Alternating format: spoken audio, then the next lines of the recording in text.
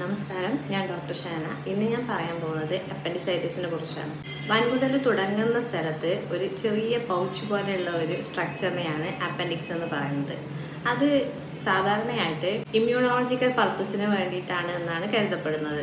ഒരു vestigial ഓർഗനായിട്ട് consider ചെയ്യുന്നതാണ്. അതുകൊണ്ട് തന്നെ അതിന് പ്രത്യേകിച്ച് ഒരു പർപ്പസ് ഒന്നും ഇല്ല എന്നാണ് കണക്കൂട്ടുന്നത്.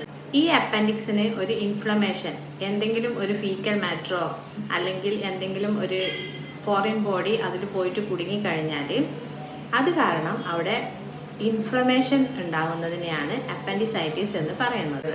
അപ്പൻഡിസൈറ്റിസിന്റെ വേദന ആദ്യം ചെറുതായിട്ട് വരും പോവും, അങ്ങനെ കണ്ടിന്യൂസ് ആയിട്ട് നിന്നുകൊണ്ടിരിക്കും. പിന്നീട് തീവ്രമായിട്ടുള്ള വേദനയും വരും. വേദന വരുന്നത് വയറിന്റെ വലത് ഭാഗത്താണ്. വയറിന്റെ താഴെ, അതായത് പുക്കിളിന്റെ താഴെ ഭാഗം റൈറ്റ് സൈഡിലായിട്ടാണ് വേദന വരാറ്.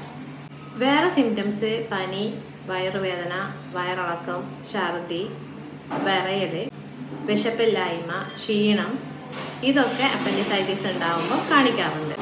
ഇങ്ങനെ തീവ്രമായിട്ട് വലതുഭാഗത്ത് വേദന ഉണ്ടാകുന്ന സമയത്ത് അത് അപ്പൻഡിക്സ് ആണ് എന്ന് മനസ്സിലാക്കി കഴിഞ്ഞാൽ 24 മണിക്കൂറിനകം, തീവ്രമായ വേദനയും വിറയലും ഉണ്ട്, പനിയും ഉണ്ട് എന്നുണ്ടെങ്കിൽ 24 മണിക്കൂറിനകം അത് സർജറി ചെയ്ത് ഒഴിവാക്കണം.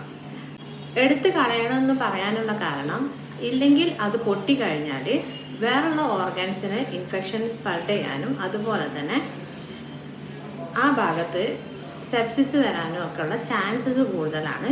ആളുടെ മരണത്തിലേക്കാണ് കൊണ്ടുപോവുക. അതുകൊണ്ട് അപ്പൻഡിസൈറ്റിസ് തുടക്കമാണ് എന്നുണ്ടെങ്കിൽ മരുന്ന് കുടിച്ചിട്ട് അതിൻ്റെ ഇൻഫ്ലമേഷൻ മാറ്റാൻ പറ്റുമോ എന്നൊക്കെ നോക്കിയിട്ട് ഇൻഫ്ലമേഷൻ മാറ്റിയെടുക്കുക. ഇല്ലാന്നുണ്ടെങ്കിൽ സർജറി നിർബന്ധമായിട്ടും ചെയ്യാം. Thank you.